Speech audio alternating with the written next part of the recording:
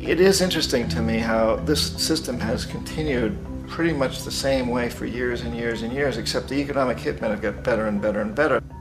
Then we come up with, very recently, what happened in Venezuela. In 1998, Hugo Chavez gets elected president, following a long line of presidents who had been very corrupt and basically destroyed the economy of the country. And Chavez was elected amidst all that. Chavez stood up to the United States, and he's done it primarily demanding that Venezuelan oil be used to help the Venezuelan people. Well, we didn't like that in the United States.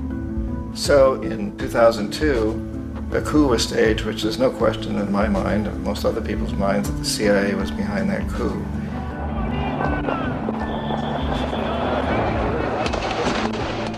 The way that that coup was fomented was very reflective of what Kermit Roosevelt had done in Iran, of paying people to go out into the streets to riot, to protest, to say this Chavez is very unpopular.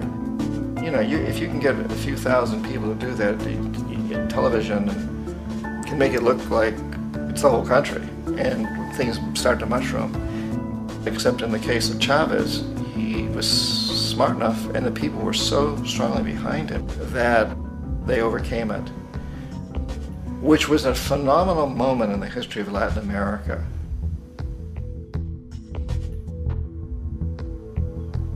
Iraq actually is a perfect example of the way the whole system works. So we economic hitmen are the first line of defense. We go in and we try to corrupt governments and get them to accept these huge loans, which we then use as leverage to basically own them.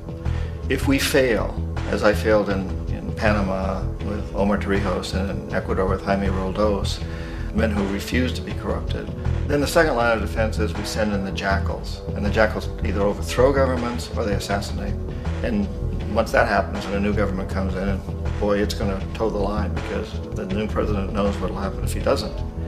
In the case of Iraq, both of those things failed. Economic hitmen were not able to get through to Saddam Hussein. We tried very hard. We tried to get him to accept a deal very similar to what the House of Saud had accepted in Saudi Arabia, but he wouldn't accept it.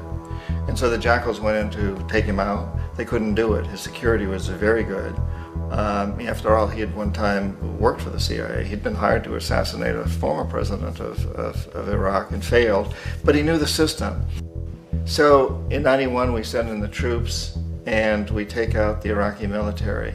So we assume at that point that Saddam Hussein is going to come around. We could have taken him out, of course, at that time, but we didn't want to. He's the kind of strong man we like. He controls his people. We thought he could control the Kurds and keep the Iranians in their border and keep pumping oil for us. And then once we took out his military, now he's going to come around. So the economic hitmen go back in the 90s without success. If they'd had success, he'd still be running the country. We'd be selling him all the fighter jets he wants and everything else he wants.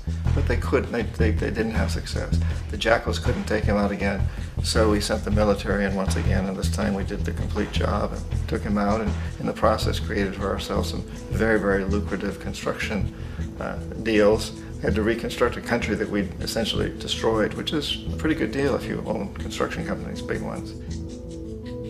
So, you know, Iraq shows the three stages. The economic hitmen failed there, the jackals failed there, and as a final measure, the military goes in. And in that way, we've really created an empire, but we've done it very, very subtly. It's clandestine. All the empires of the past were built on the military, and everybody knew they were building them. So that the British knew they were building them, the French, the Germans, the Romans, the Greeks. And they were proud of it, and they always had some excuse, like spreading civilization, spreading some religion, something like that. But they knew they were doing it. We don't. The majority of the people in the United States have no idea that we're living off the benefits of a clandestine empire, that today there's more slavery in the world than ever before. And then you have to ask yourself, well, if it's an empire, then who's the emperor? Obviously, our presidents of the United States are not emperors. An emperor is someone who's not elected, doesn't serve a limited term, and doesn't report to anyone, essentially. So you can't classify our presidents that way. But we do have what I consider to be the equivalent of the emperor, and it's what I call the corporatocracy. The corporatocracy is this group of individuals who run our biggest corporations, and they really act as the emperor of this empire. They control our media, either through direct ownership or advertising. They control most of our politicians because they finance their campaigns, either through their corporations or through personal contributions that come out of the corporations. They're not elected, they don't serve a limited term, they don't report to anybody. And at the very top of the corporatocracy, you really can't tell whether a person's working for a private corporation or the government because they're always moving back and forth. So, you've got a guy who one moment is the president of a big construction company like Halliburton, and the next moment he's vice president of the United States, or the president who is in the oil business. And this is true whether you've got Democrats or Republicans in the office. You have the moving back and forth through the revolving door. And in a way, our government is invisible a lot of the time, and its policies are carried out by our corporations on one level or another. And then again, the policies of the government are basically forged by the corporatocracy and then presented to the government. They become government policy. So it's an incredibly cozy relationship. This isn't a conspiracy theory type of thing. These people don't have to get together and plot to do things. They all basically work under one primary assumption, and that is that they must maximize profits regardless of the social and environmental costs.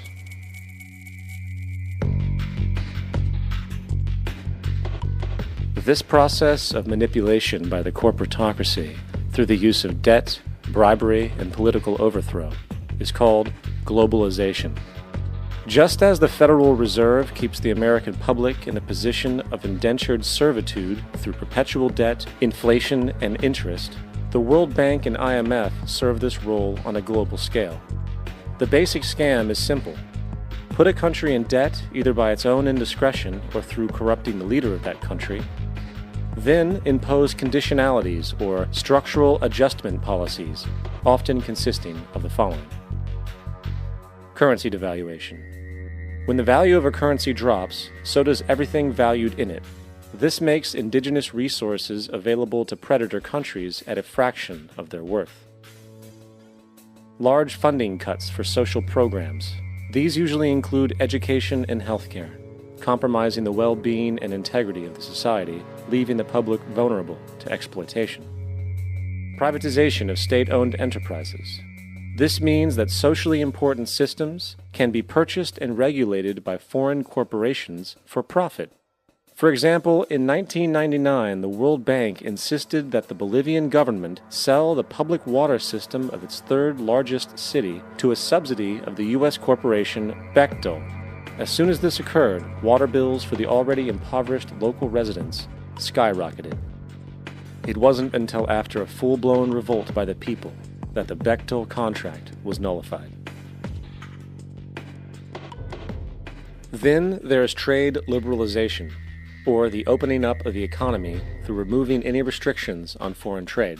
This allows for a number of abusive economic manifestations, such as transnational corporations bringing in their own mass-produced products, undercutting the indigenous production and ruining local economies. An example is Jamaica, which, after accepting loans and conditionalities from the World Bank, lost its largest cash crop markets due to competition with Western imports. Today, countless farmers are out of work, for they are unable to compete with the large corporations.